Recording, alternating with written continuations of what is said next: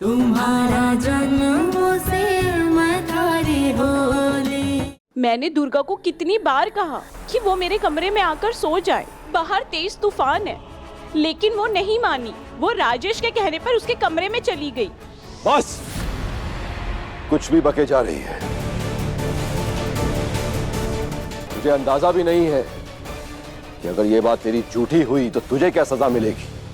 हुकुम, अगर मेरी बात झूठ निकली तो आप जो सजा देना चाहते हो वो दे देना।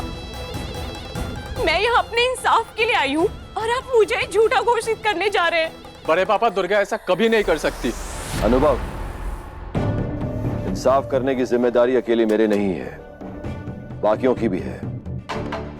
जो हुआ ये लड़की सबके सामने बोलेगी और जैसा समाज कहेगा वैसा ही होगा।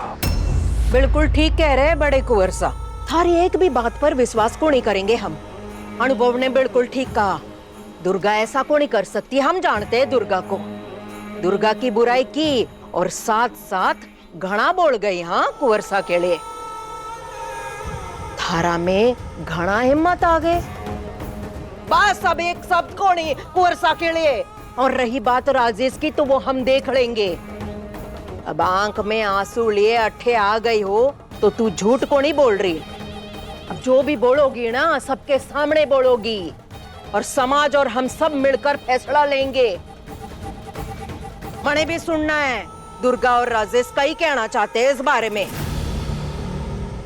अगर दुर्गा ने मानने से इनकार कर दिया तो क्या मेरी बात नहीं मानी जाएगी? बिल्कुल मानी जाएगी। अगर दुर्गा ने ऐसा किया है तो सजा जरूर मिलेगी उसे। मैं सबसे बात करूंगा, जा सकती हो। जी हुकुम। रुको, तुम भी वहां पर रहना। जो हुआ सबके सामने बोलना पड़ेगा। जी हुकुम। बड़े पापा, दुर्गा। मैं दुर्गा पे विश्वास करता हूं या नहीं इससे कोई फर्क नहीं पड़ता। अगर कोई लड़की मुसीबत में मेरे पास शिकायत लेकर आएगी तो मुझे सुनना पड़ेगा। ये धर्म है मेरा। पानी भाई, क्या हमने दुर्गा पे विश्वास करके गलती कर दी? कहीं कह रहे हैं आप बड़े कुंवर साहब? दुर्गा ऐसा कर सकती है? जी जी जी।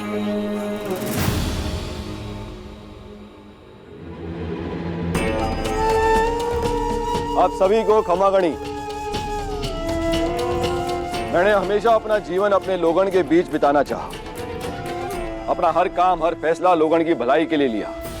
आप किंगसर के लोग हमारे लिए भगवान समान हैं। इसलिए आज आप सबके बीच मैं अपने परिवार का एक मुद्दा लेकर आया और मैं चाहता हूं कि ये मुद्दा आप लोगों की अदालत के जरिए हल किया जाए। जो जनता चाहेगी, जो समाज तय करेगा, वही होगा। आप सब जानो हो कि दुर्गा कबीले की लड़की है। इसे हमने अपने राजघराने का हिस्सा बनाया, इसे प्यार दिया, पाला, अपने बच्चों के बराबर रखा। और मैंने सदा साबित करना चाहा कि दुर्गा और हमारे बच्चों में कभी कोई अंतर ना था। क्योंकि ये कबीले की है, इसीलिए इसे कभी भी अपने बच्चों से कम को नहीं समझा। इसे हमेशा अपनी बेटी माना। वही हक, वही सम्मान दिया इसे। और केवल बातें को नहीं बोली, अपनी हर बोली को सच साबित करने की पूरी कोशिश की है मैंने। और आशा करता हूं कि आप सब हमारी इस बात से सहमत हैं। हम आज भी आपको मानते हैं हुकुम। हम सब जानते हैं कि आप भगवान हैं। हाँ, भगवान है। हाँ, भगवान है। ना ना, मारे को भगवान बनने का शौक कौन ही। मैं तो केवल इंसान बनकर आप सबके बीच रहना चाहता हूँ, आपके लिए काम करना चाहता हूँ। इसलिए आज अपने परिवार की समस्या लेकर आप सबके बीच आया हूँ। आज तक दुर्गा ने हमारी हर ख्वाहिश पूरी की। ऐसा कोई कदम नहीं उठाया जिससे हमारा सर झुके।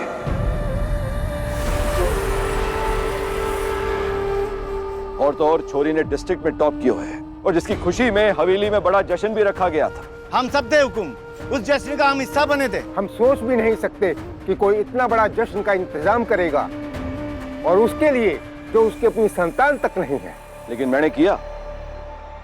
हमारी धर्म पत्नी दुर्गा को अपनी सबसे अच्छी बेटी माने हैं। हमारे बेटे अनुराग से ज्यादा प्यार करे हैं दुर्गा को, और हमारे परिवार का हर सदस्य दुर्गा को परिवार का अटूट हिस्सा माने हैं। पानी भाई कई बार दुर्गा के ब्याह की बात उठा चुकी हैं, पर मैंने इस बात पर ध्यान क्यों नहीं दिया, क्योंकि मैं जानूं दुर्गा अभी ब्याह क्यों नहीं करना चाहती। दुर्गा तो केवल पढ़ना चाहती है, अपने पांव पर खड़ा होना चाहती है। और दुर्गा तो हमारे बीच यहां मौजूद है। मैं इसे आप सबकी अदालत में लेकर आया हूं। अगर हमारे से दुर्गा की परवरिश में कोई कमी रह गई हो तो हमारे को क्षमा कर देना।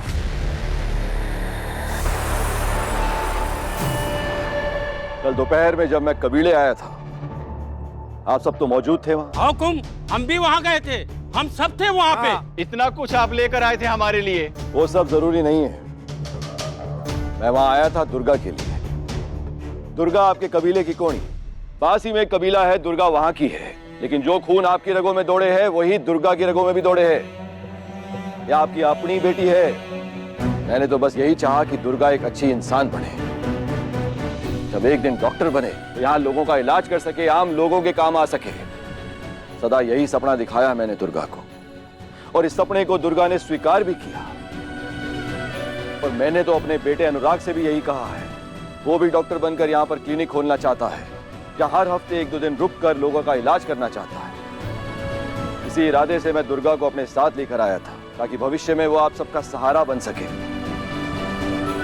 जो काम मैं समाज के लिए करता आया हूं उसमें यह भी शामिल हो सके। इतने गर्व, अहंकार और आशा के साथ मैं इसे अपने साथ लेकर आया था। फिर कल मारे को एक फोन आया, उसका जो काफी सालों से हमारे लिए काम कर रहा है। राजेश का कॉल आया था हमारे। हुक्म, हमारे घर में अचानक से कोई बीमार हो गई है, तूफान भी आने वाला है। मैं उसे डॉक्टर के पास भी नहीं ले जा सकता। वो तो पता है अस्पताल भी बहुत दूर है, और इस हालत में इतना लंबा सफर को नहीं कर पाएगी। अब मैं क्या करूं हुक्म? जब मैंने दुर्गा से पूछा तो उसने तुरंत हाँ कर दी, और राजेश ने दुर्गा के लिए ड्राइवर और गाड़ी दोनों भेज दी है। और मैंने दुर्गा को राजेश के घर जाने दिया। फिर जो उसके बाद हुआ,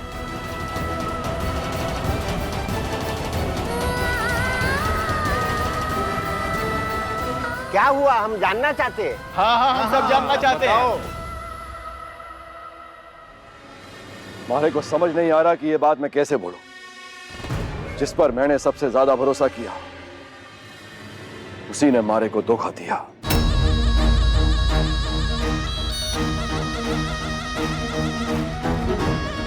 हमारी अपनी जुबान ये बात क्यों नहीं बोल सकती? वो लड़की जिसे आप सब राजेश की पिंजड़ी माने हैं, वही आप सब लोगों को बताएगी। बता चांदनी, बात कही है। हम सब यहां सच सुनने के लिए इकट्ठा हुए हैं। सच सच बोलना, घबराने की जरूरत कौन? मैं जानू हूं थाड़े को ठेस पहुंची है, थारा दिल दुखा है। तो मैं इस सब के लिए थारे से क्षमा भी मांगता हूं। बता सच कही है। बड़े पापा, अगर आप इजाजत दे तो इनसे पहले मैं कुछ कहना चाहता हूँ। तुम्हें क्या कहना है अनुभव? कुछ नहीं, बस एक सुधार, करेक्शन है। जहां तक मुझे पता है यह लड़की राजेश की बीवी तो नहीं है। उसे खुद अपनी बात रखने दो। तुम क्या सोचते हो, क्या समझते हो, वो मायने नहीं रखता। ये लड़की अपना परिचय खुद देगी, खुद अपनी पहचान बताएगी। बताने दो इसे।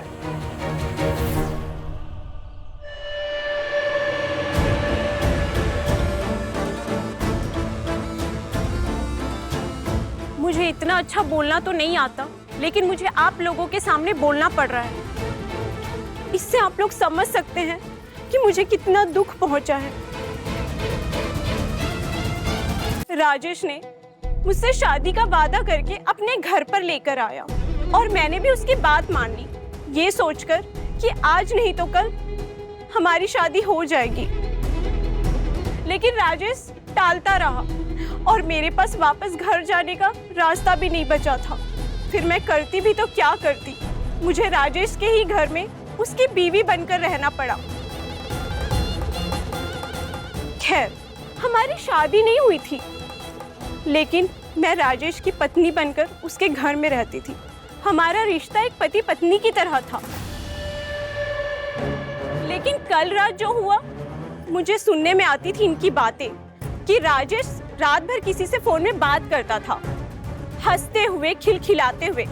मुझे समझ में नहीं आ रहा था कि वो औरत कौन है, लेकिन बाद में समझ में आया कि वो औरत कोई नहीं, ये दुर्गा है।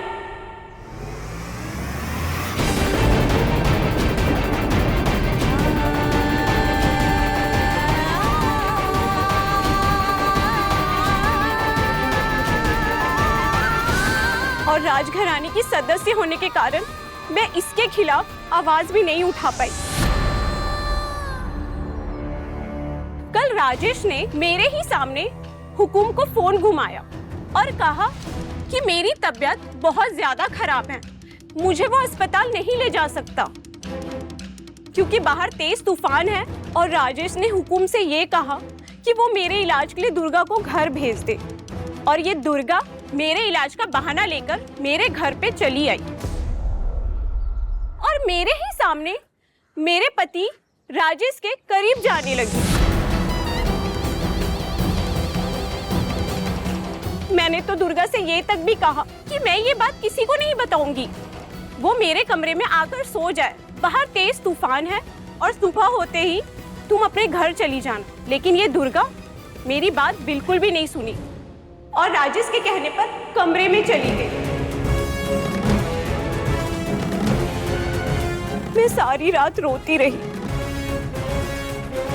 मैं यहाँ अपनी जिंदगी का इंसाफ मांगने आप लोग के सामने आई हूँ। मेरी जिंदगी में जो कुछ होना था वो हो गया, लेकिन ये लड़की दुर्गा, इसने पाप किया है, किसी के होने वाले पति के साथ रात बिताई है। तो क्या ये अब समाज में खुला घूमेगी, अपने घर वापस जाएगी? इन सब का फैसला आप सभी को करना होगा।